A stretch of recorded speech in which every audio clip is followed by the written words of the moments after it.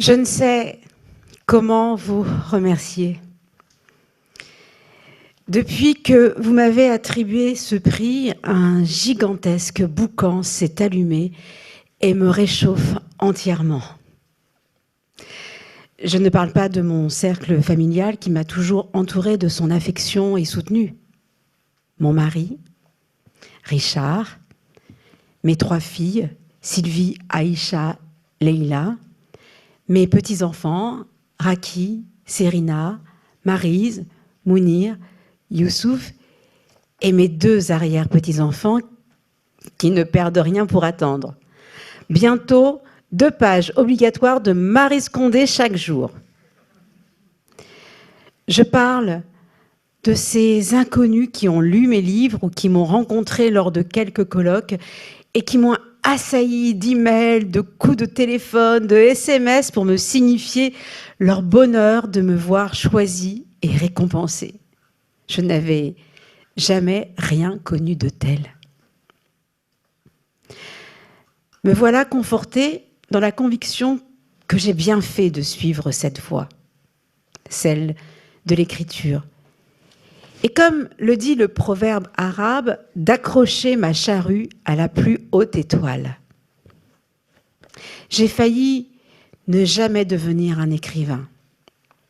Quand j'avais 10 ou 12 ans, une amie de ma mère, institutrice comme elle, m'a offert un livre pour mon anniversaire. Comme elle savait que je connaissais tous les Flaubert, Balzac, Guy de Maupassant, Apollinaire, Rimbaud possible et imaginable, elle tenait à me faire un cadeau original. L'auteur du livre s'appelait Émilie Brontë. L'ouvrage « Les Hauts de Hurlevent ». C'était la traduction en français de Wuthering Heights.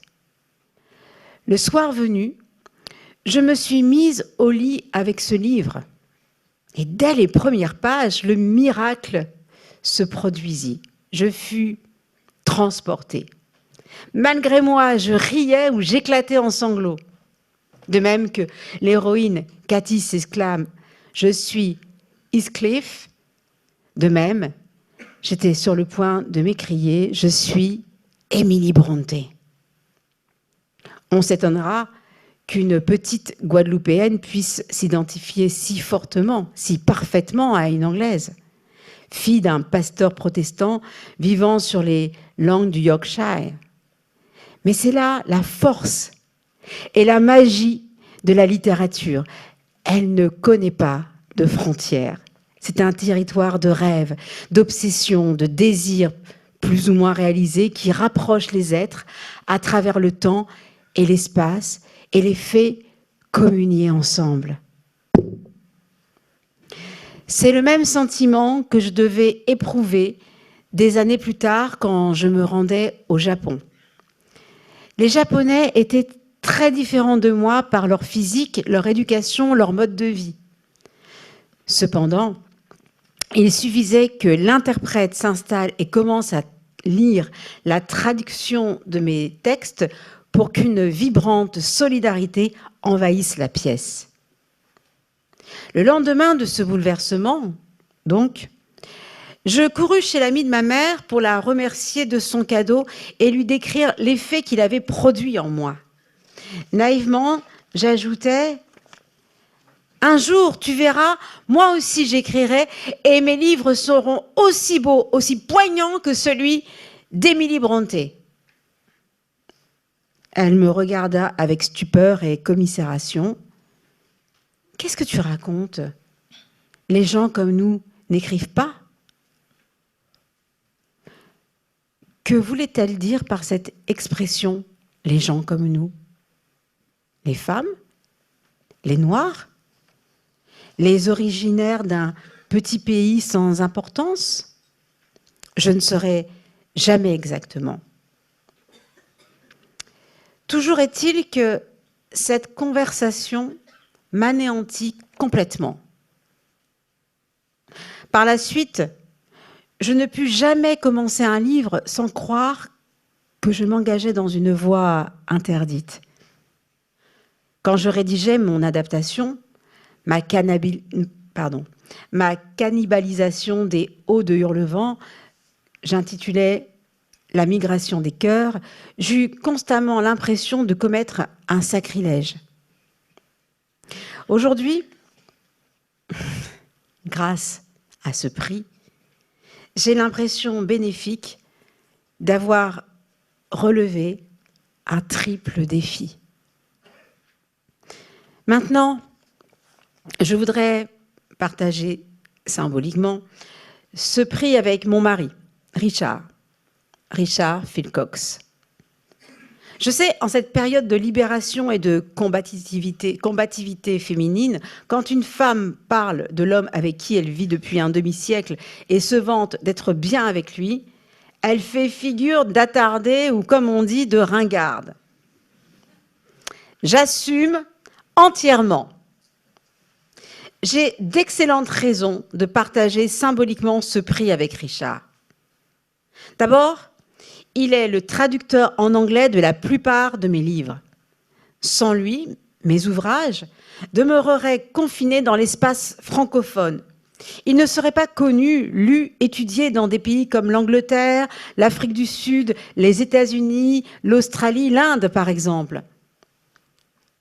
Ensuite, sur un plan plus personnel, ma longue carrière d'écrivain et de militante a été parcourue de périodes de découragement, de doute, de lassitude.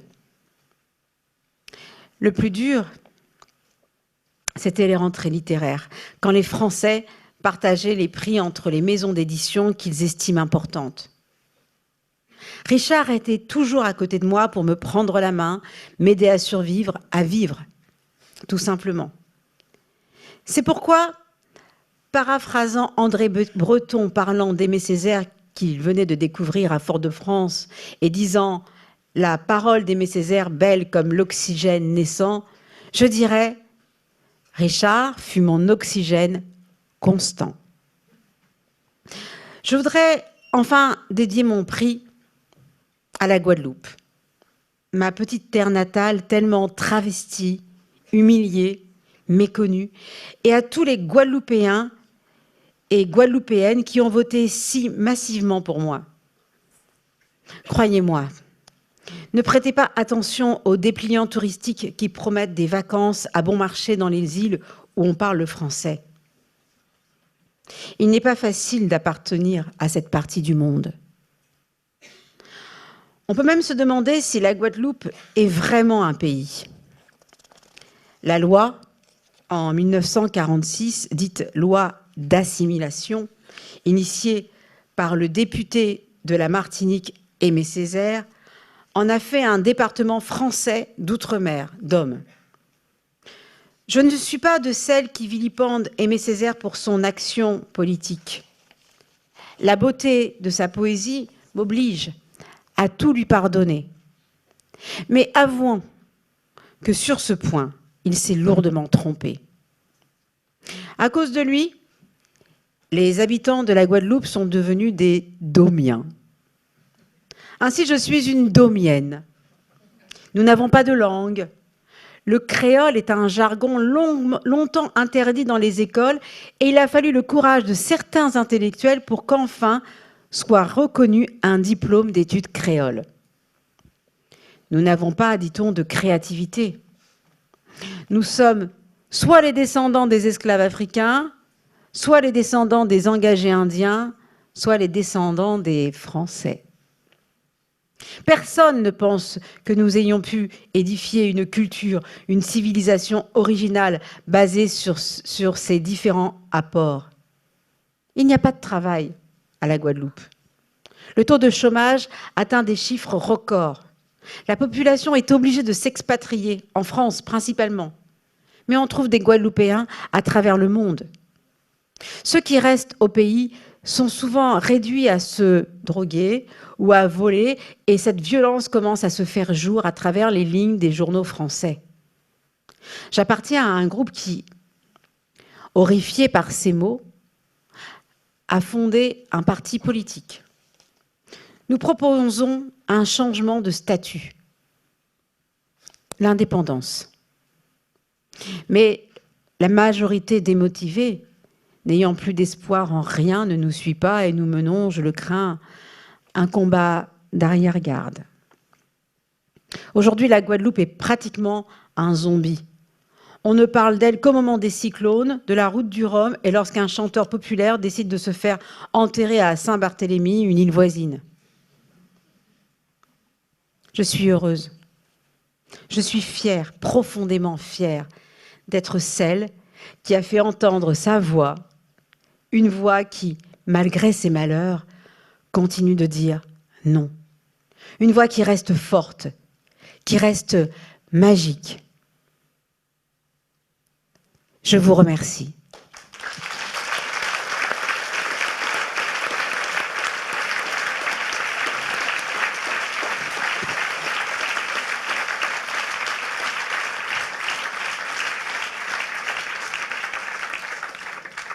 Et merci infiniment à Eva Doumbia d'avoir été la voix de Marie Scondé lisant son discours de réception du prix Nobel alternatif de littérature qui vous a été remis, chère Marie Scondé, en décembre dernier à Stockholm. Bonjour à vous.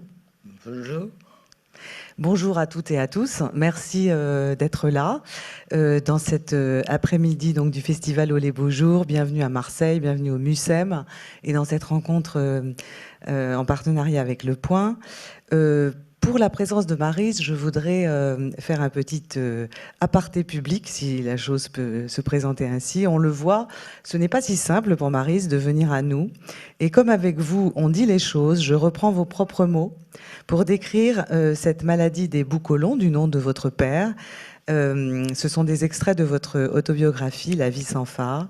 Maladie qui entraîne des troubles de l'équilibre, de l'élocution, de la coordination, des mouvements. Une maladie qui, écrivez-vous, saisit l'un après l'autre les membres de la famille, de ma famille. Mais elle n'entame absolument pas votre vaillance, ni votre écriture, ni la force de vos convictions, ni votre humour. La preuve, le sourire que vous venez de nous faire, chère Maryse. Et j'en reviens un instant à ce Nobel qui a été créé par une académie alternative de femmes qui se sont soulevées contre un état de fait injuste. C'était la conduite odieuse d'un homme proche du comité Nobel, Jean-Claude Arnault, qui rejaillissait directement sur la littérature et privait la littérature de Nobel en 2018.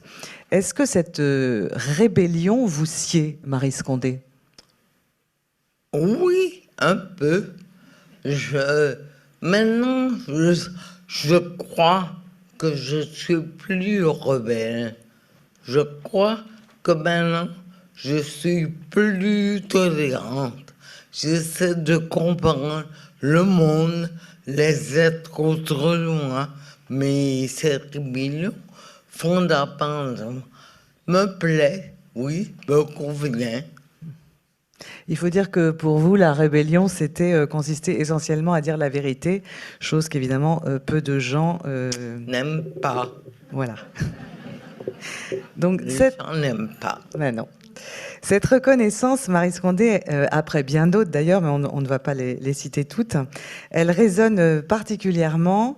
Elle vient couronner une œuvre de plus de 40 livres, romans, essais, théâtre, livres pour la jeunesse, où les figures féminines sont des repères, où l'on parcourt de la Guadeloupe à la Guinée, d'Haïti au Mali, les 4 coins du globe, en redonnant visibilité et voix à bien de ceux qui n'en ont pas, pour paraphraser Aimé Césaire.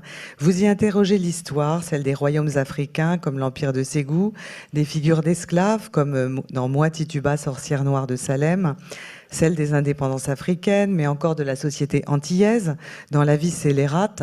Et cette œuvre, elle est profondément aussi inscrite dans votre temps, qu'il s'agisse de La femme cannibale, de En attendant la montée des eaux, ou du tout dernier, Le fabuleux et triste destin d'Ivan et Ivana, un roman qui interroge le phénomène de la radicalisation, paru aux éditions Lattès comme nombre de vos livres, et auparavant chez Lafon.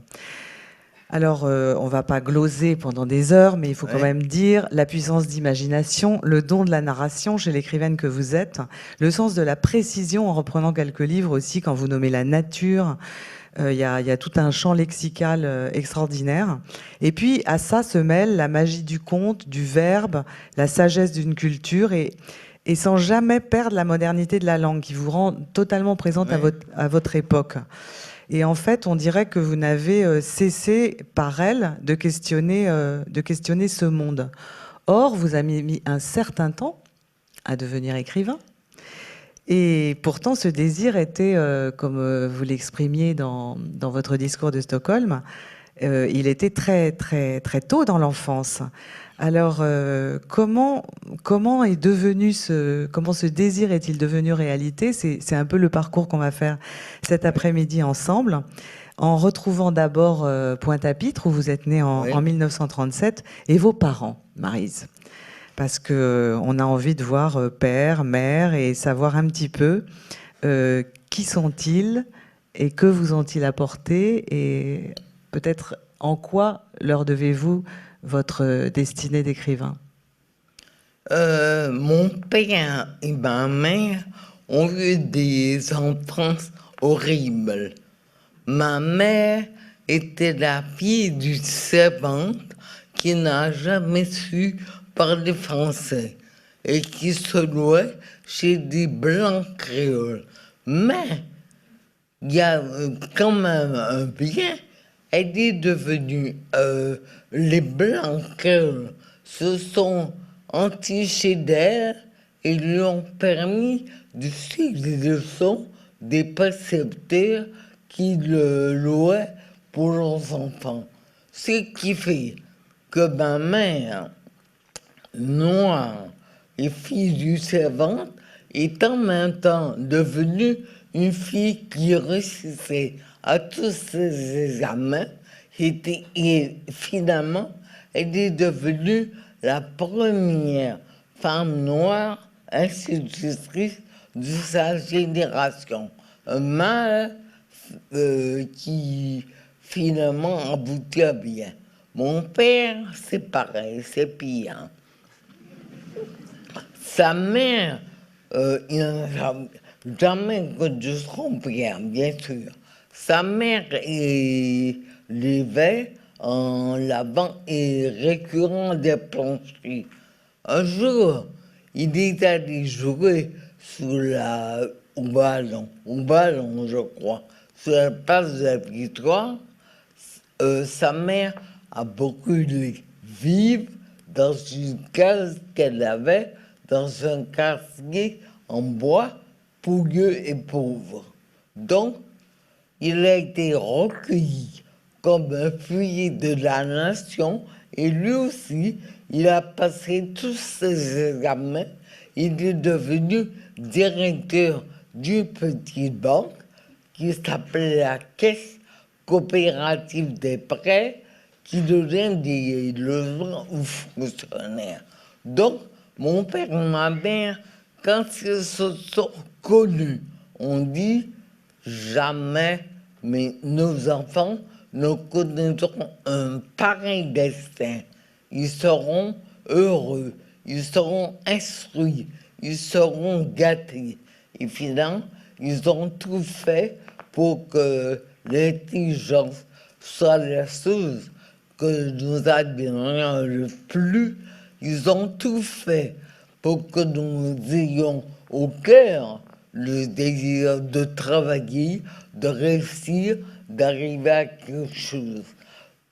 Un temps, je les ai méprisés parce qu'ils étaient trop francophiles. Je sais, on est trop français, mais je puis dire la vérité quand même. Ma mère adorait Paris, adorait venir à Paris. Donc, je l'ai méprisé un peu. Mais j'ai compris, le choix qu'ils ont fait, c'était l'instruction, l'éducation, l'émancipation par la voie des études et des efforts. Donc je crois qu'ils étaient quand même appréciables. D'ailleurs, ils vous ont laissé partir à Paris assez jeune, à l'âge de 16 ans, donc lycéenne. Et à ce moment-là, vous envisagiez quoi? Vous envisagiez d'être professeur, d'être... 16 ans, c'est normal. Il n'y a pas d'université en Guadeloupe, je venais apprendre à la Sorbonne. C'est normal comme cursus. Mais malheureusement, arrivé à Paris, j'ai été choqué par l'accueil des gens. La petite d'ingresse, elle est mignonne, non, elle est laide. Tout ça me choquait. Donc, j'ai réalisé très vite que la France, finalement, n'était peut-être pas mon pays. Et j'ai une amie, une grande amie, dont le père était prof d'histoire à la Sorbonne, qui m'a révélé toute l'horreur, toute la profondeur du colonialisme. Jamais avant cet homme, on avait parlé de l'origine esclave, de la traite, de pourquoi il y avait des Antillais en Guadeloupe. J'ignorais. Donc j'ai découvert qui j'étais à l'origine, j'ai voulu comprendre. Et jusqu'à maintenant, je n'ai jamais cessé d'approfondir, de comprendre qui je suis réellement. Oui, avec cette histoire, cette terrible histoire à laquelle vous avez consacré beaucoup de temps, beaucoup de livres pour nous éclairer. Et donc, nous voilà à Paris, à la Sorbonne, et vous y rencontrez quelqu'un qui va vous apporter la littérature de son pays sur un plateau, mais pas seulement. Il s'agit du journaliste haïtien Jean-Dominique, qui va marquer votre destin d'une manière très très importante et en changer le cours en quelque sorte, sinon vous auriez pu continuer vos études tranquillement. Oui, je n'aime pas beaucoup parler de Jean-Dominique, mais c'est un homme public. Le cinéaste américain Jonathan Demme a fait un film sur lui, L'Agronome, dans lequel il montre un opposant à Duvalier, Pierre Copsis, un opposant à Aristide, un homme qui avait une radio dans laquelle on parlait créole. Il le montre un peu comme un héros. Donc, j'étais énervé. J'ai écrit, quand le film a paru en France, j'ai écrit à un journal de gauche que j'aime beaucoup, en disant, posant la question, qu'est-ce qu'un leader de peuple? Quel est l'être qui a le droit d'emmener un peuple à la liberté, à la tolérance, au bonheur? Si cet homme, dans sa vie personnelle, est un salaud, s'il fait un enfant à une fille de 20 ans, et s'il l'abandonne et la laisse sans lui jamais lui donner de nouvelles, est-ce que c'est un héros? Un héros, c'est quoi? Définissez. Donc, le journal m'a répondu en me disant, oui, mais on ne peut pas publier votre titre, c'est un fait personnel. C'est un fait personnel. On ne peut rien dire. Il dit ce qu'il est. Pour nous, Jean-Dominique est un héros.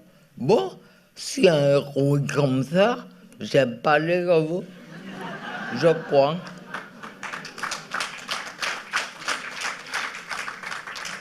Voilà, Maryse sans phare. Alors, après cette rencontre, finalement dont on parle, parce qu'évidemment vous en parlez vous-même, Maryse Condé, qu'Haïti est quelque chose de très important dans votre vie, et au-delà de Jean-Dominique, et que surtout vous avez eu Denis Boucolon, c'est-à-dire ce fils magnifique ensemble.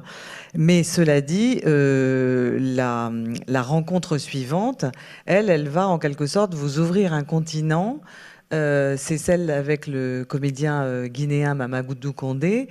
Et avec lui, vous allez comme entrer en Afrique, enfin croyez-vous, puisque l'Afrique, terre de vos ancêtres, est quelque chose qui doit être connu. Il faut absolument que vous fassiez cette rencontre avec l'Afrique.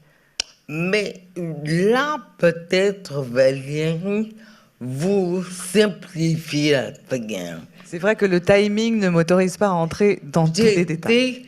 Comme j'avais été profondément blessé par Georges Dominique, j'ai plus voulu avoir affaire aux hommes antillais.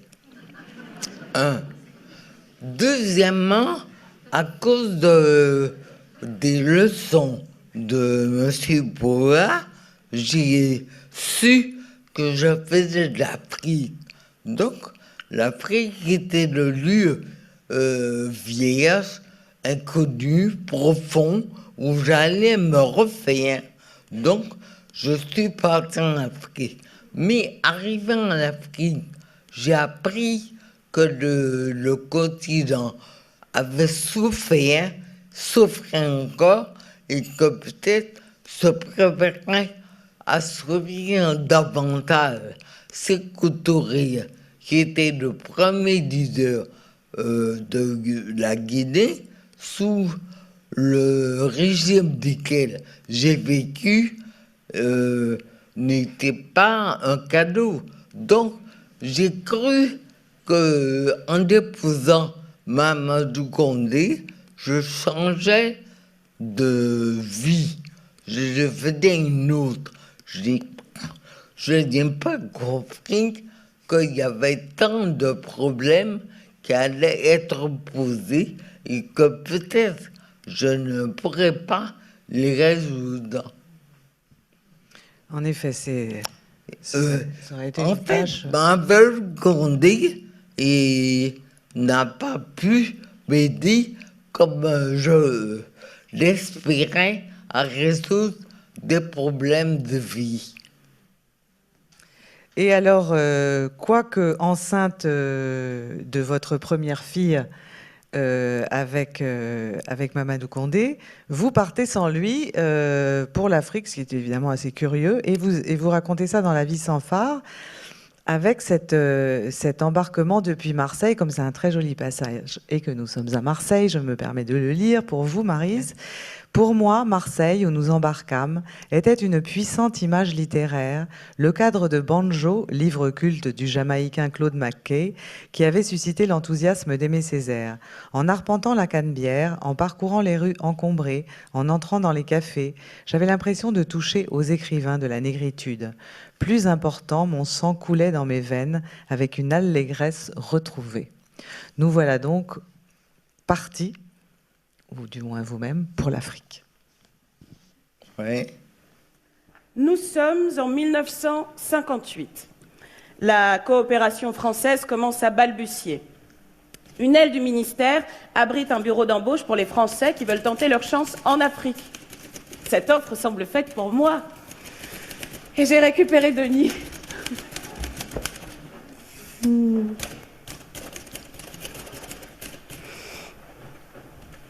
Bonjour. Bonjour madame, que puis-je pour vous? Vous voulez partir en Afrique? Seul, avec un enfant. Raison du voyage. Et votre époux? Ne venez-vous pas de vous marier? Vous êtes de quel coin? Qu'est-ce qu'une belle petite comme vous vient faire par ici? Intelligente comme elle est, elle ne fait que des conneries. Oh, si elle voulait. Que des conneries. Que des conneries. Que des conneries. Que des conneries. Que des conneries. Que des conneries. Que des conneries.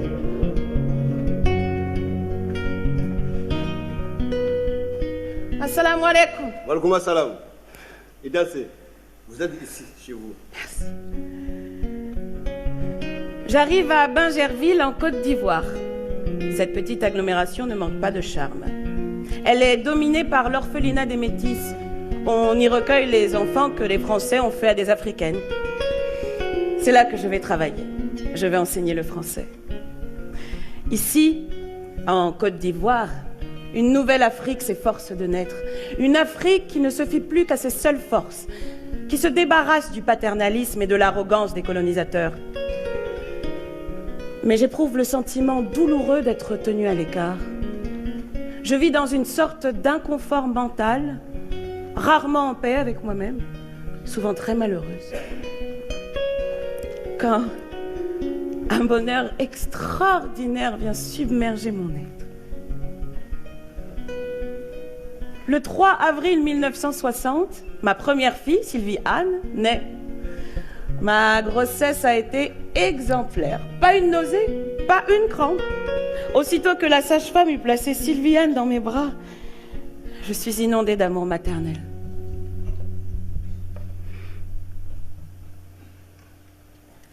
Dieu m'est témoin que, malgré les conditions de sa naissance, je n'ai jamais traité Denis en souffre-douleur, ni en bouc émissaire. Pourtant, au fur et à mesure qu'il grandit, tout en lui me rappelle son père. Son teint clair, son sourire, le brin de ses yeux, son rire, le son de sa voix. L'amour que je lui porte est toujours mêlé de souvenirs de douleur. Avec Sylviane, tout est différent, tout est simple. Jamais pareil flot de tendresse ne m'a inondé le cœur. C'est l'intensité de cet amour qui me pousse à écrire à Condé, à qui je ne donne jamais de nouvelles. Je m'envole pour la Guinée.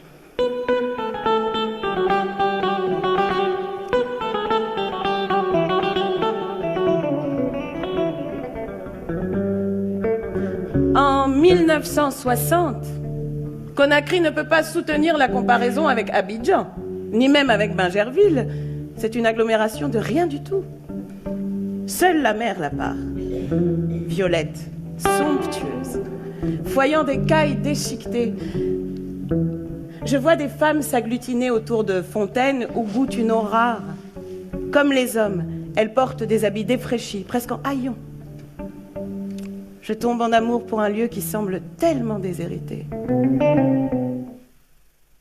Voilà, cet extrait du spectacle mis en scène par Eva Doumbia, qui nous a fait la lecture tout à l'heure. Et celle qui ne fait que des conneries, c'est Véronica, l'héroïne guadeloupéenne de votre premier roman, Erré Maconon, En attendant le bonheur, paru en 1976, alors que vous aviez 42 ans. Donc, est-ce que on peut dire que vous avez ce regard aussi comme ça un peu chaotique sur votre vie a posteriori, ou est-ce que Véronica et vous n'ont rien à voir? Je crois que oui, c'est un peu moi. Comme dit Flaubert, c'est moi. Mais c'est pas simple de trouver qui on est. On cherche, on essaie, on ouvre des portes, on va à droite, on va à gauche. Avant de trouver qui est Marie Scronnet, si tant est que j'y ai trouvé, il m'a fallu des années. Véronica, c'est la première mouture. Après, je crois, j'espère, elle s'est améliorée. Elle est devenue plus complète et je dirais l'ébauche est devenue réalité.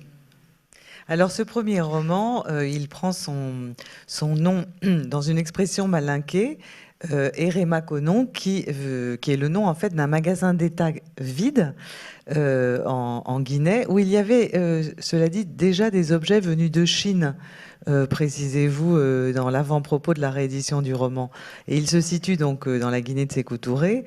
Je voulais savoir si, à un moment, le fait de situer votre roman dans une période quand même assez critique, si on peut dire, du pays, c'était une sensation de danger. C'est-à-dire, vous mettre à écrire, c'était déjà dangereux. Est-ce que c'était déjà un engagement politique ou un engagement de quoi? D'où? C'est-à-dire, je ne sais pas moi-même. Je voulais écrire, mais en même temps, j'avais peur d'écrire. Je savais que ce que je disais n'était pas banal, donc j'avais peur. Le mari de ma sœur, par exemple, avait été tué en Guinée, au Cambaro, ensuite disparu. Donc, dire ces choses-là, c'est un peu m'exposer, un peu me mettre en danger. Donc, l'écriture me faisait peur. Pour avoir le courage d'écrire, l'audace d'écrire, il m'a fallu des années. Maintenant, je n'ai pas peur. Mais avant, j'avais peur. Il a fallu d'abord vaincre cette peur qui arrivait à une sorte de détachement, de force. C'est-à-dire que vous avez vécu tellement de choses en plus dans cette Afrique. Vous avez passé de longues années avec vos enfants.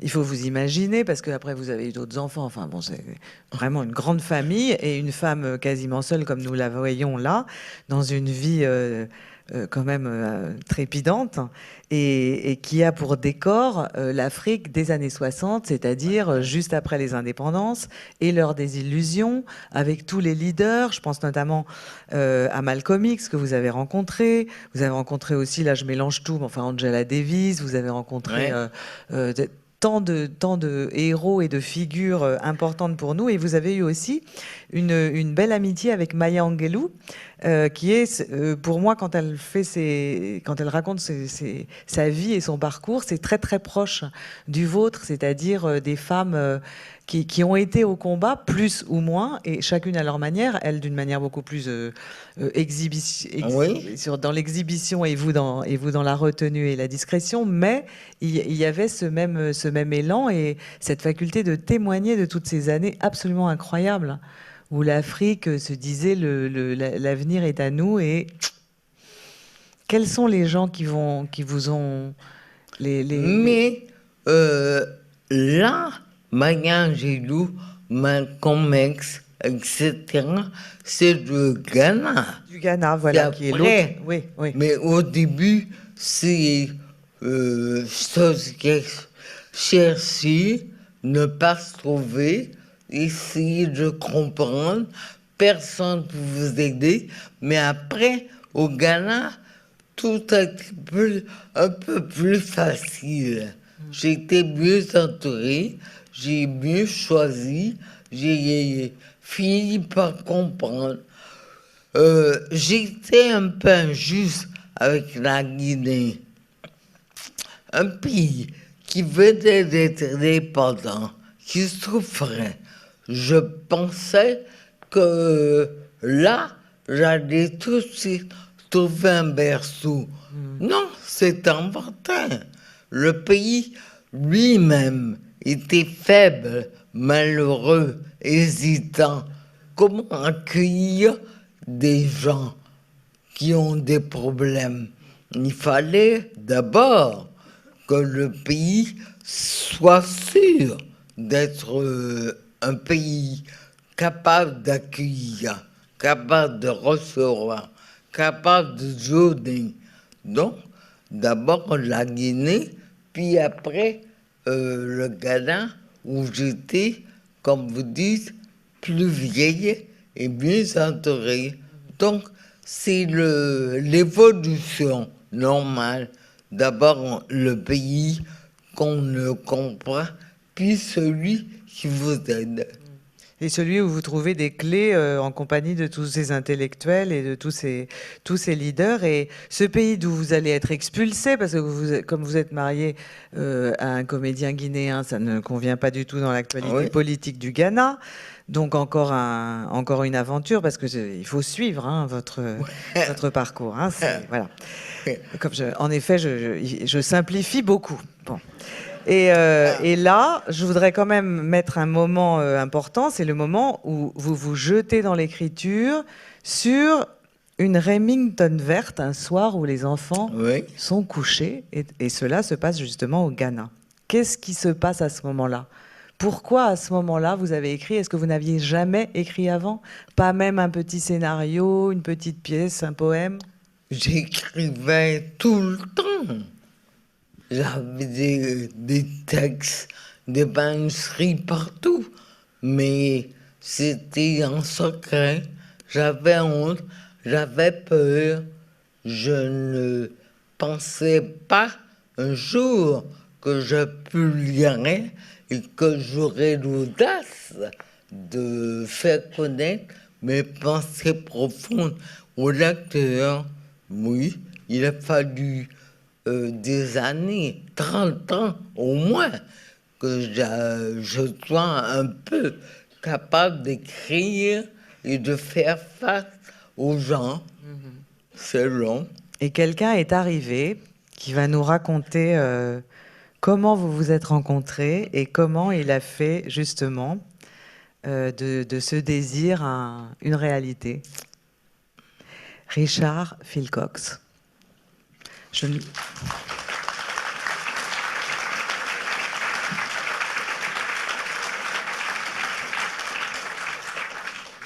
Je vais lire la dernière page de La vie sans phare. Notre rencontre. C'est un peu gênant parce qu'il s'agit de moi. Je m'éveillai le lendemain sans aucune prémonition. Le ciel pesait bas et lourd, comme toujours à Kaolack. Les mouches étaient déjà leur affaire et s'insinuaient partout. Je conduisis mes enfants à leur école et séchai leurs larmes, tant bien que mal. Puis je me rendis au lieu de mon affectation, le lycée Gaston Berger. C'était une bâtisse longiforme sans caractère.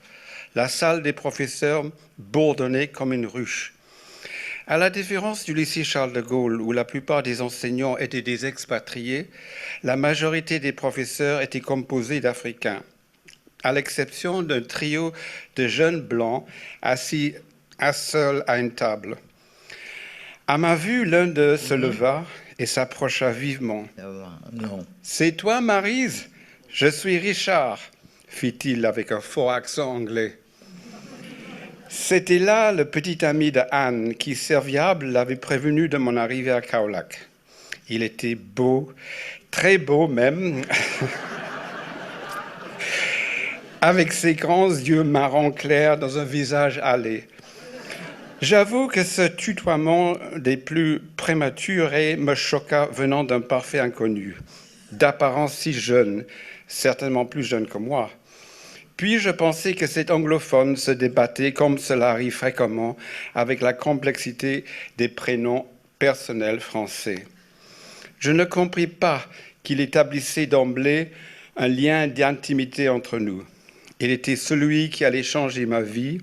Il allait me ramener en Europe, puis en Guadeloupe. Nous découvrirons l'Amérique ensemble. Il m'aiderait à me séparer en douceur de mes enfants, le temps de reprendre mes études. Surtout, grâce à lui, je commencerai ma carrière d'écrivain. L'Afrique, enfin, domptée et métamorphoserait et se coulerait, soumise dans les replis de mon imaginaire. Elle ne serait plus qu'à la matière de nombreuses fictions. Et juste pour le plaisir de lire en anglais, je fais la version anglaise, qui d'ailleurs en anglais j'ai appelé What is Africa to me, parce que La vie sans phare en anglais n'allait pas du tout. Donc c'est un poème d'un Africain-Américain, un poète africain-américain du Harlem Renaissance, qui parlait de What is Africa to me. I woke up the next morning without the slightest premonition. The weather was overcast and sultry, as was usual in Kaolack. The flies were already way onto everything. I drove my children to school, drying their tears as best I could. Then I went to report at the Lycée Gaston Berger, a long, shapeless building. The staff room hummed like a hive. Unlike the Lycée Charles de Gaulle, where most of the teachers were expats, the majority here were African, except for a trio of white youngsters sitting alone at a table. On seeing me, one of them got up and quickly came over. "Are you Maryse? I'm Richard," he said in French with a strong English accent. He was Anne's boyfriend, whom she had thoughtfully notified of my arrival in Kaolack. He was handsome, very handsome even, with large brown eyes and a sun-tanned face. I confess that this untimely familiarity shocked me, coming from a complete stranger, looking so young, certainly younger than I was. Then I thought that this young English speaker was struggling, as is often the case, with the complexity of the French language. I didn't realize that he was establishing a bond of intimacy between us. He was the one who was going to change my life. He would take me back to Europe, then Guadeloupe. We would discover America together. He would help me gently let go of my children while I resumed my studies. Above all, thanks to him, I would begin my career as a writer. Africa, finally subdued, would transform itself and slip domesticated into the folds of my imagination and be nothing more than the subject of numerous narratives. Thank you.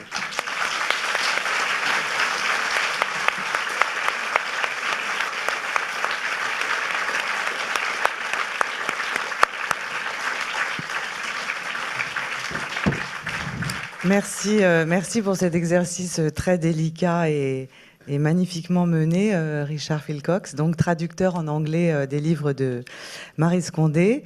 C'est vous qui faites passer la langue que Maryse a qualifiée elle-même comme étant en Maryse Condé, puisque c'est de cette manière qu'elle écrit. Et c'était votre réponse, Maryse, quand on vous demandait où est-ce que vous vous situiez entre le créole et le français. Qu'est-ce que vous diriez, Richard Philcox, de la spécificité de l'écriture de Maryse Condé depuis ce premier roman que vous avez traduit jusqu'au dernier? Qu'est-ce que vous avez à dire en quelques mots, bien sûr, puisque nous ne sommes pas là pour faire une thèse en littérature, mais qu'on sache un peu votre regard aussi sur ce travail. Oui, j'avais peur que tu allais me poser cette question-là, parce que c'est vraiment un défi. Mais tu sais, nous sommes un vieux couple. Le vieux couple communique en silence souvent. On ne parle pas beaucoup, hein, les vieux couples. Souvent, on est en silence. Mais quand je traduis Maryse, et c'est comme si on est en conversation ensemble. Je fais beaucoup des choses avec elle. J'écoute la musique qu'elle aime. On va au cinéma, nous rencontrons les mêmes personnes, nous voyageons ensemble. Et c'est comme ça que je traduis Maryse. Mais c'est vrai, le défi d'un traducteur est de traduire la voix de Maryse. Et ça, c'est très important. La traduction, souvent, se borne à l'équivalence dans une langue. Moi, j'essaie toujours de faire qu'un lecteur anglais ou américain réagisse de la même façon qu'un lecteur français ou francophone. Il faut trouver une équivalence dans la culture d'arrivée. Et au fond, quand Maryse parle de carrière, qu'est-ce que vous lui avez, qu'est-ce que vous lui avez conseillé de faire, puisque ça faisait un moment que cette peur... qu'est-ce qui s'est passé? Qu'est-ce que vous lui avez dit pour que finalement elle publie un premier roman? On peut savoir ou... Je ne sais pas. Il y a beaucoup de gens qui n'y arrivent pas, finalement. Mais... Je peux intervenir. Qu'en pensez-vous? Bon, alors... c'est pas Richard qui m'a fait publier. C'est un ami que j'avais à l'époque qui s'appelait Stanislas Adotegui, un ami du Bénin. Il savait que j'avais une série de manuscrits de textes dans mes tiroirs. Il m'a dit, donne-moi tes textes. Comme dans l'intervalle, Richard m'avait donné confiance en moi. J'ai eu l'audace de donner un texte à Saint-Sac, Ah voilà, c'est qui tout est un publié ensemble. dans 10-18, La voix des autres. Oui, mais c'est grâce à la traduction qu'elle a pu D'accord. être reconnue ailleurs. Oui, Absolument, après, absolument. Non, parce que on n'entend pas beaucoup les hommes quand même, donc il faut leur laisser un peu de place. Et alors en plus, un comble, vous épousez un blanc. Mais C'est vous qui le dites, hein, c'est pas moi. Hein. entre le moment où on s'est connus, le moment où on s'est mariés, 12 ans ont passé. On avait 15 ans, 12 ans. Pourquoi mes enfants ne voulaient pas, elles ne voulaient pas avoir un beau-père blanc. Pour elles, c'est un crime. Et moi, je pensais, elles ont raison après tout. Mais quand après 12 ans, j'ai vu que Richard et moi, on restait ensemble, j'ai dit bon, acceptons, c'est peut-être pour la vie, allons-y. Donc, voilà. Bon, et c'est toujours là, voilà. Ben oui. Et là, on vous voit, Marie Scondé, de dos, prise par Richard. Bah, vous pouvez commenter la photo, Richard, parce que c'est... Oui, c'est sur le Niger que nous avons fait 2 voyages d'ailleurs en Mali, de Bamako à Gao en bateau, et aller-retour, et puis une autre par la route jusqu'à Niamey. Et ça, je crois que ça s'est pris à Mopti. Ouais. Alors voilà, ce fleuve Niger, il va nous conduire tout droit vers le Mali, où on va retourner grâce à La vie sans phare et ses goûts, toujours le spectacle extrait du travail de Eva Doumbia. Ouais. Quelques semaines auparavant, Tchekoro a été circoncis, mais il n'a pas encore été initié. En réalité, Tchekoro porte un lourd secret qui le ronge.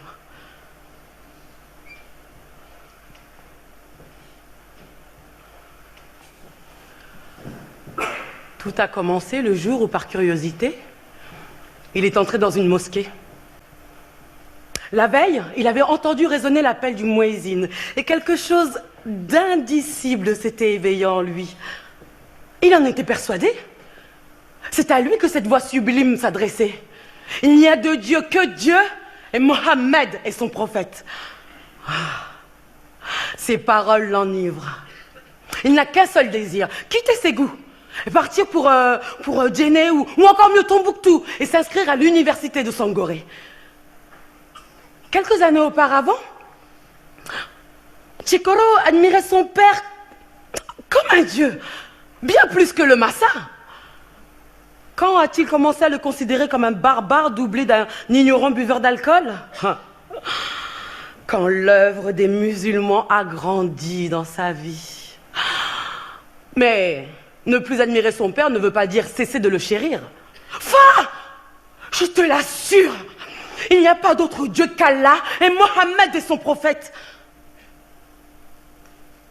Un Traoré musulman, hein? Non. Pour Doussika, la nuit a pris possession du monde. Mais le féticheur a dit « Ah, mais laisse-le aller à Tombouctou, frotter son front contre la poussière. »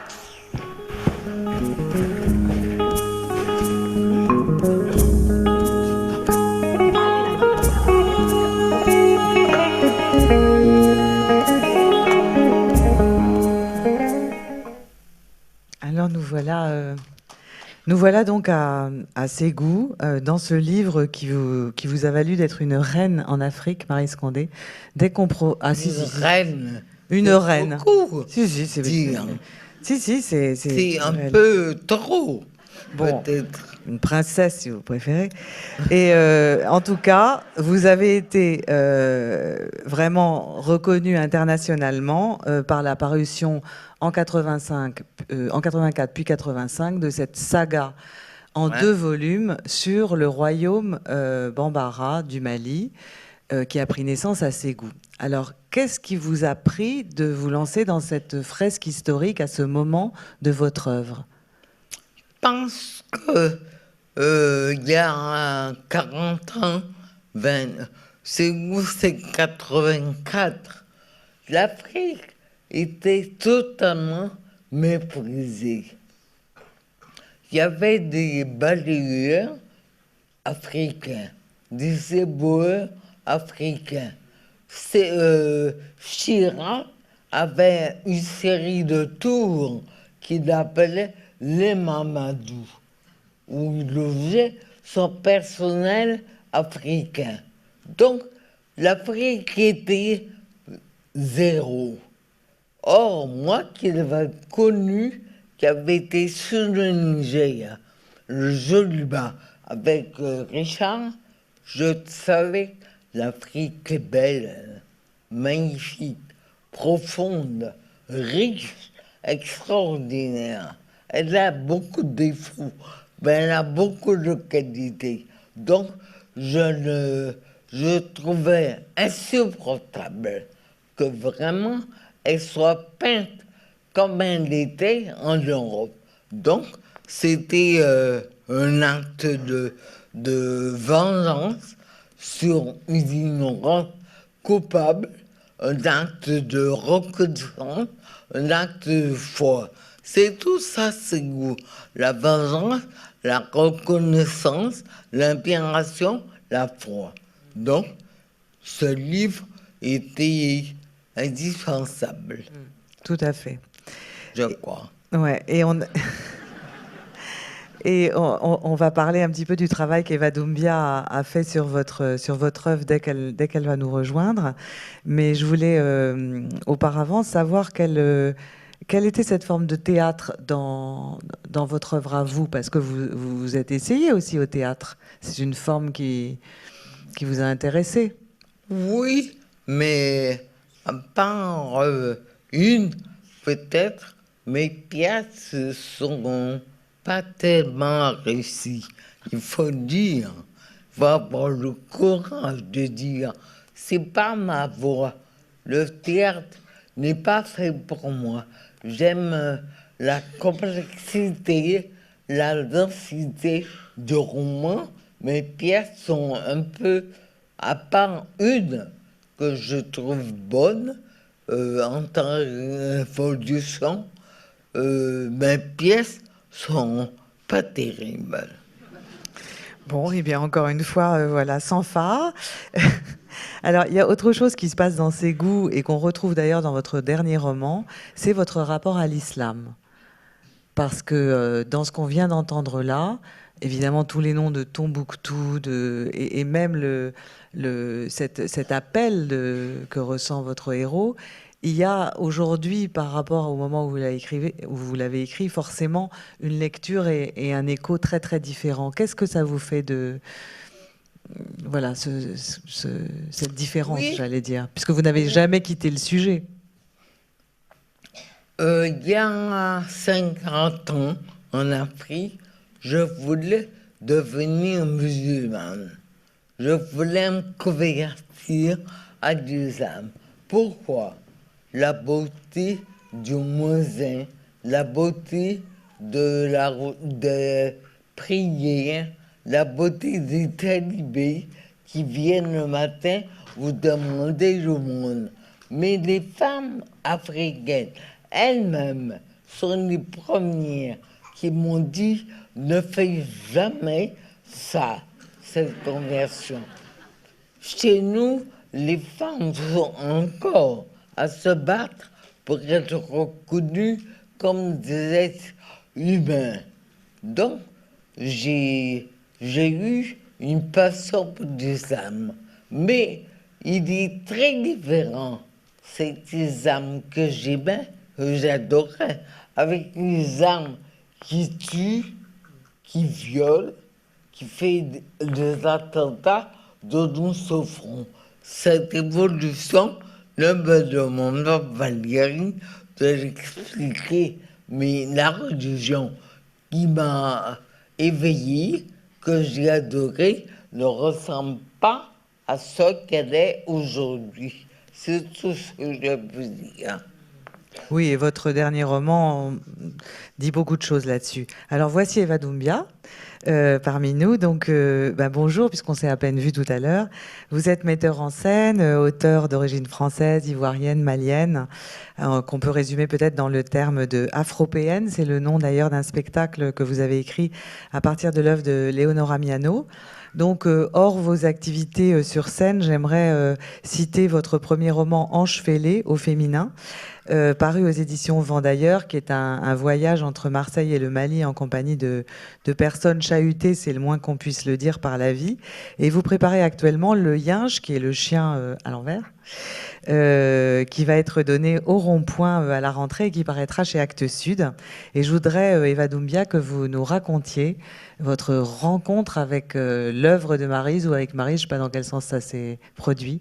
Ça s'est passé en même temps, en fait. Moi, je voyais souvent les livres de Maryse chez ma mère, quand j'étais gamine.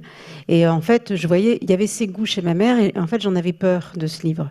J'avais peur de la couverture et je l'ouvrais pas.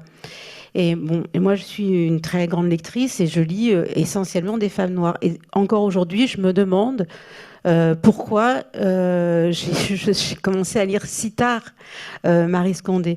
Peut-être que j'étais moi-même, on va dire, en haine de soi, puisqu'il y avait sans doute on a quelque chose de très proche en fait avec Maryse, et je crois que je crois que je l'ai découvert aussi tard que elle a commencé à écrire. Et en fait, je me souviens très bien. Je m'intéressais à l'histoire d'avant l'islam du Mali, dont je suis en partie originaire. Je suis malinquée aussi de Côte d'Ivoire. Donc je m'interrogeais à ça. Et puis une copine, métisse malienne elle également, m'a dit tu devrais lire Ségou. Et en fait je suis tombée dans Maryse Condé, alors qu'en fait c'était là depuis toujours, mais je suis complètement tombée. Et j'ai lu Ségou au moment où elle faisait la promotion de La vie sans phare. Et en fait, je suis allée à l'Alcazar à une rencontre où elle parlait de La vie sans phare, que je lisais en même temps aussi. Et puis, mais j'avais plein de questions sur ses goûts, parce que je savais que c'était très très précis historiquement. Et à la fin de la rencontre, je lui ai posé la question. Je lui ai demandé comment ça se faisait que c'était aussi précis en fait. Et elle m'a répondu qu'à ce moment-là, elle avait commencé une thèse d'histoire et qu'elle l'avait romancée.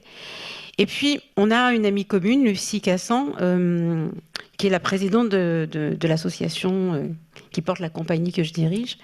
Et Lucie, quelques temps après, me dit tu sais que Maryse écrit du théâtre. Et je lui dis waouh. Il n'est pas terrible. Hein. Mais c'est pas du tout ce qu'elle me disait. Elle me dit, tu sais que Maryse écrit du théâtre et elle cherche un metteur en scène ou une metteuse en scène. Et on lui a dit, avec Mona, une autre amie, elles étaient au déjeuner, qu'on connaissait une metteuse en scène à Marseille, noire, Eva Doumbia. Et Maryse aurait répondu, je sais qui c'est. C'est la femme qui a posé la question sur ses goûts. Or, pour moi, c'est complètement étonnant, puisque quand j'ai posé cette question, je ne me suis pas présentée. J'ai posé la question sans me présenter et sans dire mon métier. Donc je pense que, je me dis que quelque part, on s'était reconnus. On s'était reconnus. Depuis, donc ça se passe en 2012. Et en fait, on commence à échanger par mail. Elle vient voir mon travail, je crois. On commence à échanger par mail. Et c'est elle qui, dans une conversation, formule ce que je n'osais pas lui demander. Est-ce que je peux adapter La vie sans phare ? Est-ce que je peux en faire une pièce de théâtre ? Et est-ce que je peux, faire aussi un travail à partir de ses goûts ? Moi, j'aimerais énormément faire un vrai travail. Ce qu'on a vu sur ses goûts, c'est très court. Et en fait, ses goûts, c'est quand même deux tomes. C'est énorme, en fait. Et moi, je voulais vraiment travailler sur ses goûts aussi pour raconter cette Afrique d'avant la colonisation, d'avant l'islam. Et parce que j'en suis fière aussi. Je suis fière de ma Normandie natale également, mais donc je suis très fière aussi de cette partie du Sahel, et je voulais en fait la valoriser sur les plateaux, voilà. Et donc en fait je sais pas si elle me contredira, mais nous sommes très proches aujourd'hui. Voilà, c'est une au-delà du travail et de, moi, je ferai d'autres. J'ai lu depuis tous les textes et tous les livres de Maryse Condé. On se voit régulièrement. Moi, c'est quelqu'un que j'aime énormément, qui compte pour moi beaucoup comme quelqu'un de la famille aussi, et qui effectivement est un modèle pour une artiste femme noire, parce que c'est pas très facile en France. Et je me souviens de plusieurs phrases. Et puis, je crois qu'on a peut-être un parcours qui est proche, mais moi, sur les plateaux de théâtre, c'est-à-dire qu'il a fallu ouvrir toutes les portes pour les autres qui arrivent derrière. Qu'est-ce que vous en pensez, Maryse? D'abord, je dirais que ces trois filles, Sylvie, Aïcha, Léla, elles sont toutes les trois jalouses du quatrième fille que j'ai et qui s'appelle Eva Doumbia. Donc, il y a un débat chez moi, avec elles sont jalouses, elles critiquent, elles disent tout du mal, alors que moi, j'aime. Après, on s'entend plutôt bien avec Aïcha et avec Leïla et avec Sylvie, mais je sens bien une tension. Je crois qu'elles ont mal compris la vie sans part. Elles ont vu, je cherchais une vérité, à dire la vérité, elles n'ont pas compris, elles n'ont pas aimé. Et comme c'est Eva qui a lu La vie sans part, qui a monté La vie sans part, elles ont reporté sur elle la hargne qu'elle avait venant de moi. Donc, tu es aussi un souffre-douleur. Alors, je pourrais peut-être resituer une chose, c'est qu'effectivement, la première fois que les filles et moi nous sommes rencontrées, c'était à l'occasion d'une lecture publique dans les locaux de la SACD. C'est la première fois qu'on faisait une lecture de l'adaptation. Et Maryse m'appelle le matin et me dit, il y a Sylvie, il y a les filles qui vont venir, c'est très chouette. Et puis Sylvie m'appelle et elle me dit, on va aller au restaurant. Et en fait, je dis à Maryse, parce que je lui dis, mais tu es sûre que c'est bien que tes filles viennent, parce que La vie sans phare, c'est sans phare et c'est très cru, y compris sur l'intimité. Et moi, je me suis mise à leur place, c'est-à-dire je me suis imaginée dans une salle de théâtre, écoutant avec d'autres personnes des choses très intimes sur ma propre mère. Des choses très intimes qui relèvent aussi de la sexualité. L'écoute collective, en fait, c'est d'entendre. C'est plus que la lecture. C'est d'entendre, et c'est très violent, en fait. Et en fait, donc après la lecture, on devait partir au restaurant et elles ont disparu. Ça leur a coupé l'appétit. Comme quoi écrire est très dangereux, c'est ce que nous disions au départ, à divers titres. Voilà, donc je vous remercie Eva pour ce témoignage. Merci à vous.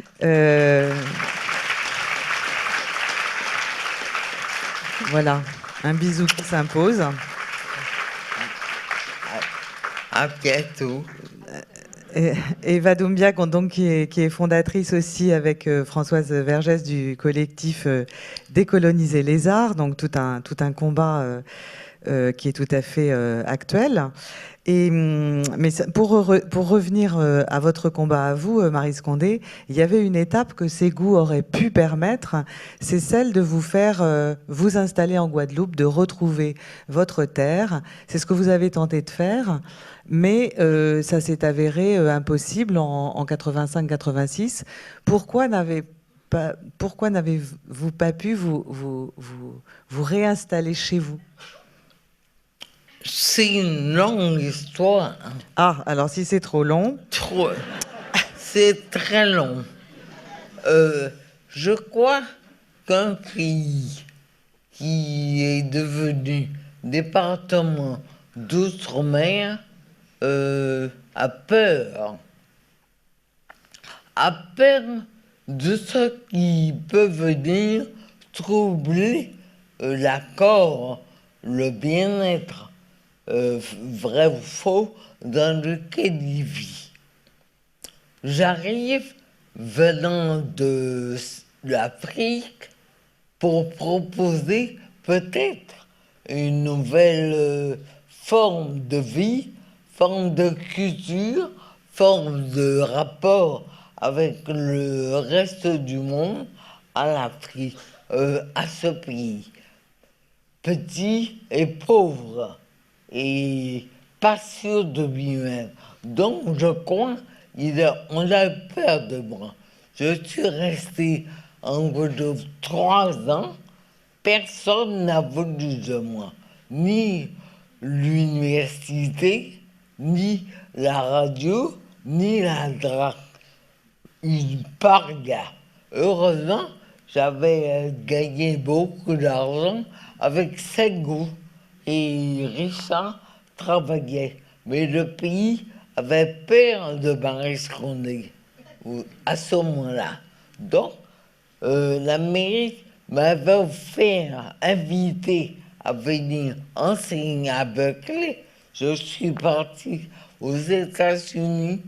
Pardon, excusez-moi, mais c'était le seul moyen de ne pas mourir de faim. Le seul moyen de vivre. Et quand je suis arrivé en Amérique, j'ai adoré l'Amérique. J'ai tous les problèmes, tout ce que j'avais cherché venant ailleurs, je le trouvais en Amérique. Donc finalement, un mal pour un bien, comme ça se produit toujours, l'Amérique a répondu à mon attente. Mais la Guadeloupe, un temps, a eu peur de moi. En fait, la Guadeloupe peut se réconcilier seulement avec le prix Nobel. Attendez, oui, après, il faut du temps. Et maintenant, ça y est. Oui, il faut dire que vous avez rapporté On est bien ensemble. Vous avez rapporté votre statuette et elle est déposée au Memorial Act. Vous avez fait aussi un acte. Oui, un retour au pays qui ne voulait pas de moi, mais qui maintenant m'accueille. Bon. Alors vous voilà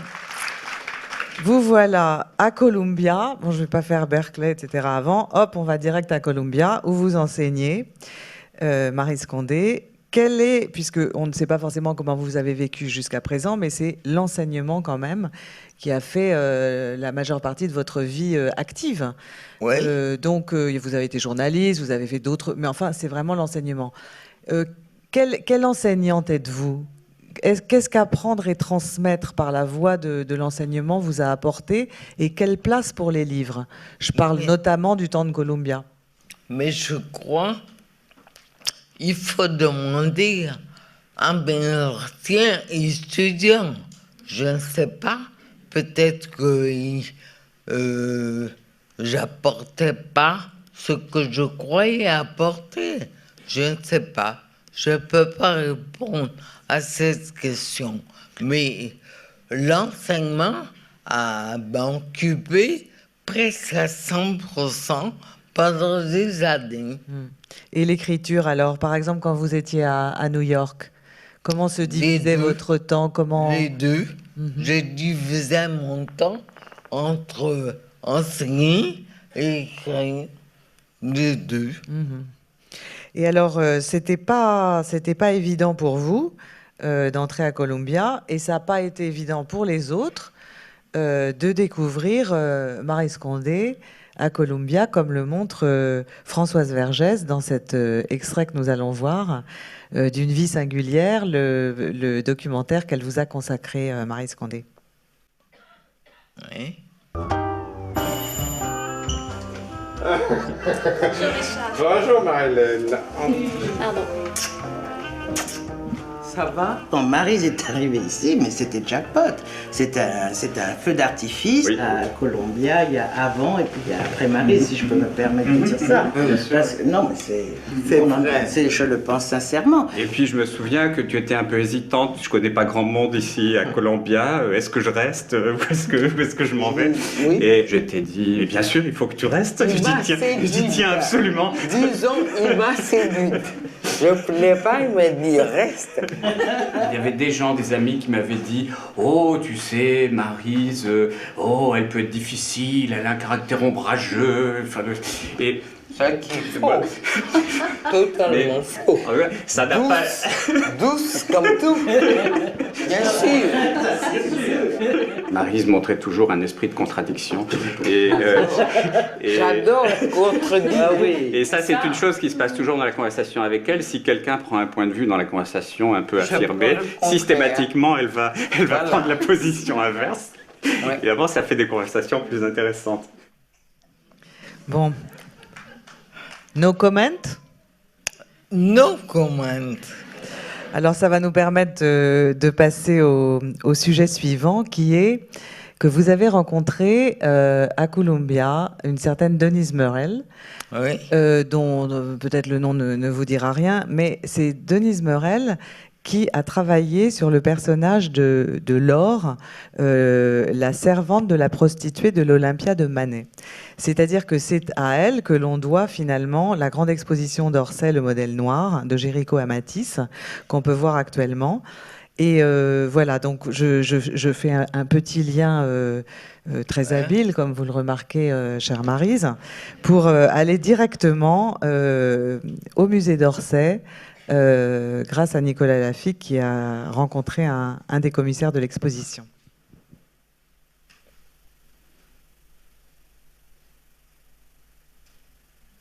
Dès la fin du XVIIIe siècle, comme Marie-Guillemine le prouve, Giraudet et d'autres, eh bien, les artistes bousculent les conventions anthropologiques. Parce qu'effectivement, on sort d'un monde qui est celui du commerce triangulaire, qui est celui de l'anthropologie, qui est celui de la biologie, et qui, généralement, tient les Noirs pour des êtres inférieurs, et la civilisation ou les civilisations africaines pour inférieures aux nôtres.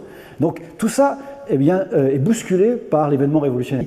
Donc on a voulu inscrire nos images dans un contexte historique, rapprocher les choses connues des choses moins connues, montrer que à côté de ces tableaux qui nous semblent porteurs d'un message positif et très neuf, il y a toute une imagerie encore très marquée par l'anthropologie racialiste, voire raciste, et surtout par le contexte colonial.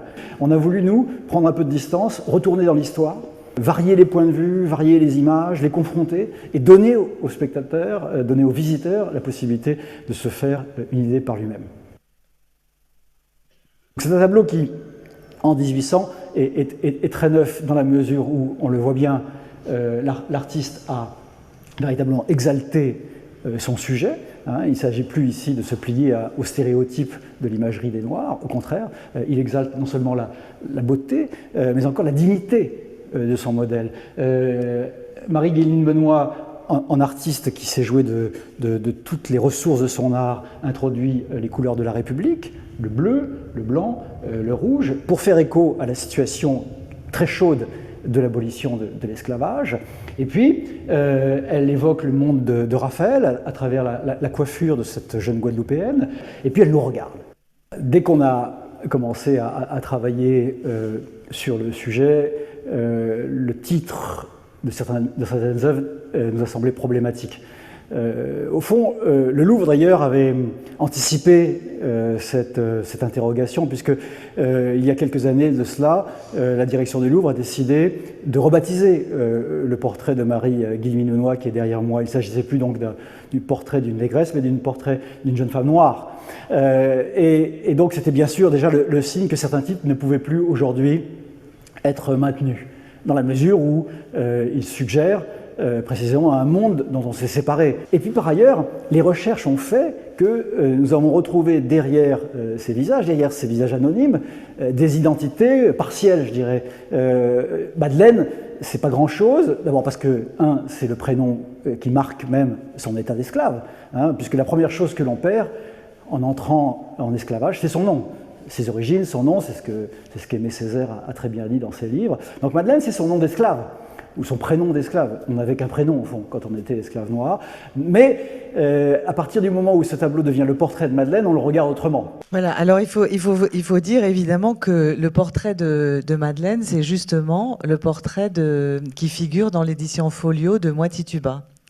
Ouais. Donc vous avez une relation particulière peut-être avec cette Madeleine ou avec cette jeune femme, comment est-ce qu'on... Finalement, un écrivain, tout d'un coup, voit son livre en poche et c'est celui qui circule le plus. Alors, il y a deux problèmes. Quand j'étais en Colombie, quand j'étais assez connue, assez active, une étudiante Denise Benril m'a demandé d'être membre de son jury de thèse. Bon, il faut savoir qu'être membre d'un jury de thèse, c'est une corvée. En général, les étudiants ne font que répéter ce qu'ils ont lu dans des livres. C'est ennuyeux, c'est pas rien. C'est vraiment une corvée. Mais le sujet de Denise était très intéressant. Les modèles noirs dans la peinture française. Donc, j'ai accepté à cause du sujet. Et on a débattu, on l'a reçu avec mention très bien. Et on est devenus, elle et moi, un peu amis. J'ai admiré le travail, la recherche qu'elle faisait. Après, quand il y a 2 mois, j'ai vu l'expo à Paris, elle était l'objet d'une grande polémique. La représentation des corps noirs. Faut-il les représenter? Faut-il dire qui ils sont, comment ils sont, etc., etc. Mais c'est pas le propos que j'ai eu avec Denise. C'était très différent. Bon, et j'ai aimé la recherche qu'elle faisait. J'étais heureuse de voir qu'elle avait amplifié au point de vue dénoncer, et c'est donc ce point de vue que je défends. Savoir s'il y a des faiblesses, c'est pas mon propos, c'est pas ce que je cherche. Je cherche autre chose, la réussite d'une jeune femme étudiante qui est devenue une spécialiste d'un domaine. Voilà. Oui, qui est tout à fait, en effet, à saluer. Et simplement, ça pourrait disons, le fait de retrouver, de donner un prénom à un à celle qu'on appelle une négresse. Deuxième partie de la question. Le choix de Madame Vigée-Lebrun pour Tituba, c'est pas bon. C'est l'éditeur qui a choisi cette image. Au départ, Tituba avait une autre couverture, une autre image que j'aimais bien davantage. Ils ont changé comme l'auteur ne compte pas dans les maisons d'édition. À peine, l'auteur est trahi tout le temps. Donc, c'est pas moi qui ai choisi cette image.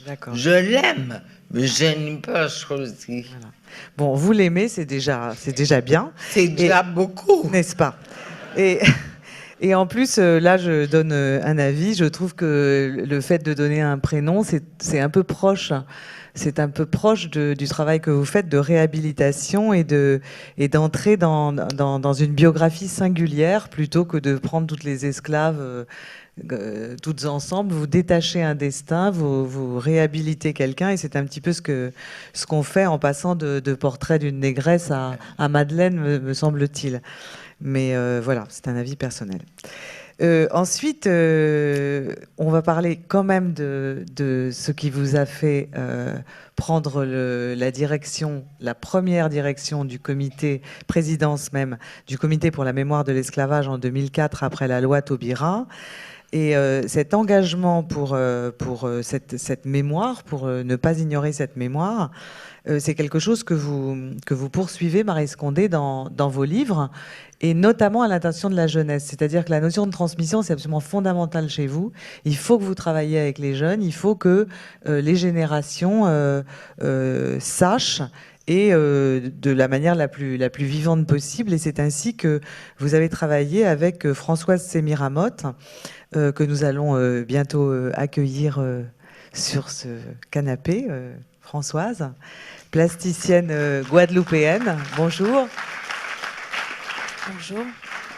Donc vous vivez entre Marseille et la Guadeloupe, et vous avez justement rencontré Maryse Condé par la lecture de Tituba. Et de moi, Tituba, je fais quand même le titre en entier, Sorcière noire de Salem. Et qu'est-ce qui s'est passé? Qu'est-ce que vous avez eu envie de faire toutes les deux? Et en quoi l'écriture pour la jeunesse est un vrai pan, Maryse, de votre travail? Je pense qu'on ne connaît pas la jeunesse, les jeunes. Quand j'étais à Paris, des jeunes d'une école où j'allais 2 fois par semaine, rue Vendrezan, m'ont dit un fait divers horrible s'est produit aux Antilles. Fais un livre sur ça. Le fait divers était quoi? Une jeune fille, des Haïtiens qui allaient aux États-Unis ont été surpris par des gardes-côtes américains qui ont tiré sur eux et finalement les ont tués et ils ont coulé. Donc, les enfants de l'école de la rue Vendrezan me demandaient: est-ce que tu crois, Maryse, qu'il y avait des enfants parmi eux? Donc, ça m'a donné l'idée d'un livre Rêve de mère, d'abord Haïti chérie. Mais quand j'ai proposé ce livre aux éditions Bagarre, ils ont d'abord refusé. Ils voulaient que je chante la fin. Ils croient que l'enfant ne peut pas comprendre la souffrance, la mort, la pauvreté, alors que l'enfant peut tout comprendre si on lui dit, si on lui explique ce qu'il y a en réalité. Donc, pour moi, il faut écrire pour les jeunes en leur disant la vérité, le monde tel qu'il est et non pas tel qu'on imagine qu'il est. Donc, j'attache plus d'importance à mes livres pour enfants que mes livres pour adultes. Un enfant, c'est essentiel, c'est un tout, c'est un devenir. Bon. Donc, Chien fou dans la brousse, ce livre pour la jeunesse que vous avez écrit et qui est en partie comme un appendice de ses goûts, puisqu'on se retrouve dans le même Mali. Oui. Vous avez décidé d'en faire vous-même, Françoise Semiramoth. Un livre pour enfants. Voilà, puis un spectacle pluridisciplinaire avec Françoise et des jeunes du quartier. Voilà. Je vous laisse raconter. En fait, c'est plus qu'un spectacle, c'est un projet en fait qui a pris naissance en 2009, quand je suis allée voir Maryse lors d'une visite de routine, on va dire, amicale. Et puis elle me parle donc de Chien fou dans la brousse, et elle me dit ce serait peut-être bien qu'il se passe quelque chose avec ce livre. Étant plasticienne, la première chose qui m'est venue à l'esprit, c'est effectivement organiser peut-être quelque chose dans le domaine de la monstration, des arts plastiques, etc.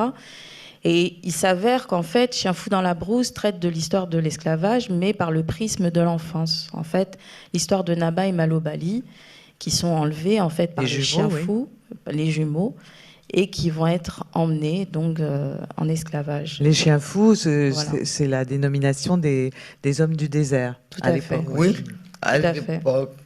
Et en fait, il faut dire qu'en 2009, c'est aussi les événements en Guadeloupe, où il y a eu 45 jours de grève pour dire non, tout simplement.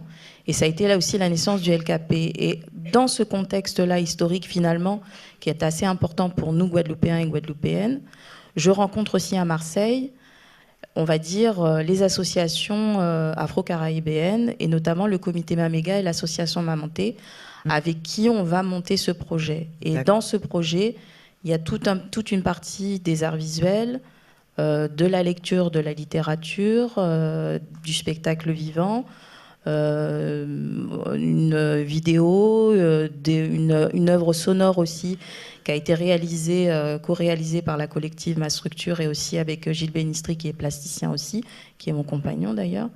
Et en fait, ce projet a pu vivre pendant 6 ans. Pendant 3 ans, il a été implanté à Marseille. Et ensuite, on a pu le transposer, on va dire, en Guadeloupe. En Guadeloupe, oui. Et son apogée a été au Memorial Act. Au Memorial Act, donc en Guadeloupe aussi, avec des jeunes filles de Mayotte, des Comores, exactement, qui étaient impliquées dans dans des quartiers un peu compliqués ici, où des choses se sont passées magnifiquement. Ouais. Et je vous remercie beaucoup, François Semiramoth, pour ce témoignage. Vous êtes à l'affiche au Printemps de l'Art Contemporain à Marseille avec une exposition Caravage créole, un travail sérigraphique en grand format, donc actuellement. Et puis nous, chère Maryse, comme le temps est venu de se quitter, oui. Déjà, Mais nous... déjà. Pardon? Pas déjà. On a parlé quand même. La vérité sort de la bouche de Maryse. Mais il y a une chose que vous ne savez pas et qui est un petit cadeau de fin, c'est un hommage à votre œuvre, à vous et à tout ce que vous représentez pour beaucoup de gens et pas seulement des femmes noires. C'est celui que vous rend Christiane Taubira, qui était là au dernier hommage qui vous a été rendu justement à Paris avec vos élèves, vos étudiants de Columbia. Chez moi, nous en sommes à 3 générations de lectrices de Maryse Condé, puisque, outre mes sœurs et moi-même, mes filles ont lu tout Maryse Condé, et ma petite fille s'y est mise. Maryse Condé, moi, m'a apporté une espèce d'existence collective qui a acéré la densité de ma présence personnelle au monde. Ma propre singularité. Elle est posée grâce à l'univers défini par Maryse Condé. L'existence collective de tous ces parias, de toutes ces communautés humaines plus ou moins définies, de ces peuples nouveaux qui se sont construits vraiment à la force de la volonté, de la résilience, du désir d'être, de la joie de vivre, du refus de la rancœur. Maryse Condé a donné cette existence collective et elle a rendu éblouissante. Et grâce à cette existence collective, une personne comme moi peut tracer sa route, peut faire son chemin. Parce que les femmes qui existent dans l'univers de Maryse Condé sont des femmes imparfaites mais parfaites. Ce sont des femmes insupportables mais supportables. Ce sont des femmes exténuées mais inépuisables. Ce sont des femmes imprévisibles, mais qui prévoient le monde. Et Maryse Condé nous donne de cette façon-là la finesse et la subtilité qui nous permet de savoir aujourd'hui encore, attention, une femme est en danger. Avant de savoir si elle a fauté, si elle est coupable, je la défends. Avant de le savoir, et je chercherai éventuellement à le savoir après. Mais lorsqu'une femme est en danger, je me dresse et je protège, et je protège, et je protège. Et ça, je le tiens de Maryse Condé.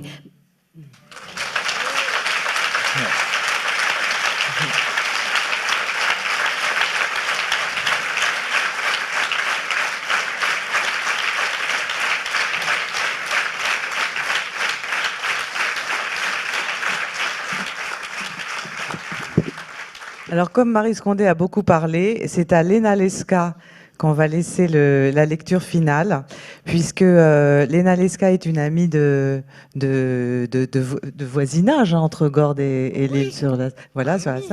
Une amie et poète-interprète. C'est comme ça que vous présentez votre travail sous forme de récital. Elle vous a rencontré un jour et depuis vous correspondez, vous échangez. Et puis elle vous a consacré un poème que vous aimez beaucoup, Maryse, et que vous avez demandé à Léna de venir lire ici pour que ce jour soit encore plus beau. Oui. Un extrait de mon ensemble Écrire. Un retour aux sources de l'écriture. Écrire comme une respiration, écrire comme une jubilation, écrire comme une danse, où les mots se frôlent et s'éprouvent, s'abordent et se percutent, s'entrechoquent et s'entretaillent, où les mots se courtisent et s'éprennent, s'en amour et compagnonnent. Écrire et retourner à leur aube, aux premières ébauches de traces, aux premières captations de formes, aux premières déflorations par main d'homme d'espaces vierges d'empreintes. Écrire, et d'abord les métamorphoses des ciels, des horizons sans cesse que l'ombre travestit et remodèle, des nuits toute émergence de croissants, d'îlots et de sphères. D'abord les richesses des végétales, des arbres signaux dont les cimes sont phares ou s'éventaillent.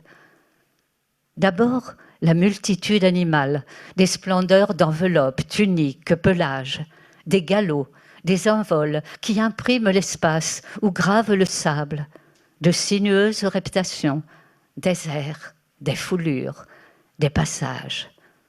Et c'est l'œil de l'homme qui repère des formes et des ordonnancements, des réseaux, des affinités harmoniques, l'œil de l'homme qui engrange, choisit, s'approprie. Et c'est le corps de l'homme qui reçoit en écho, s'élance ou s'infléchit, oscille, se balance. Le corps de l'homme qui reçoit, habite le souffle et glisse de mouvement vers la gestuelle qui ritualise et relie l'être à l'autre et l'être au monde. Et c'est la main de l'homme qui offre au geste son accomplissement, qui le projette en signe sur la glaise ou le roc, sur l'ombre des cavernes.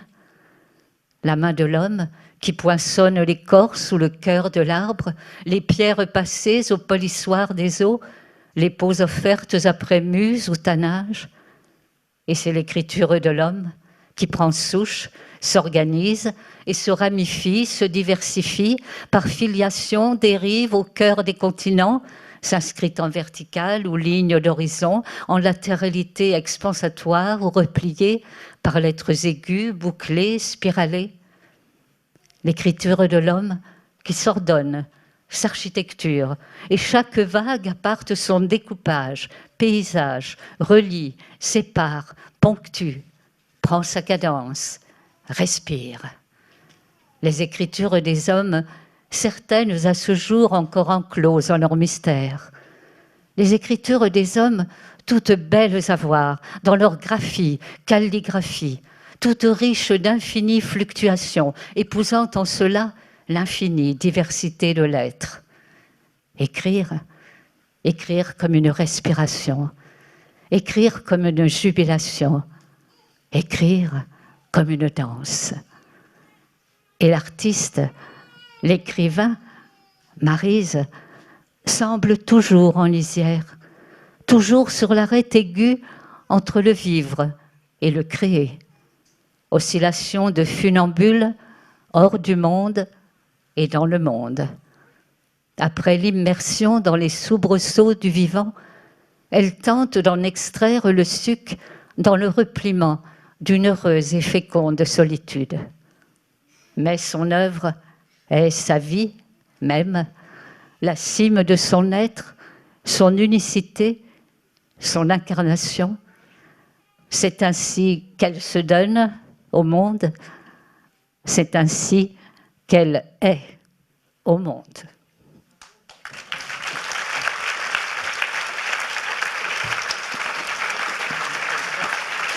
Merci Léna Arnesca. Merci à toutes et à tous. Merci beaucoup Marie Scondé. Merci. Au festival et au MUSEM.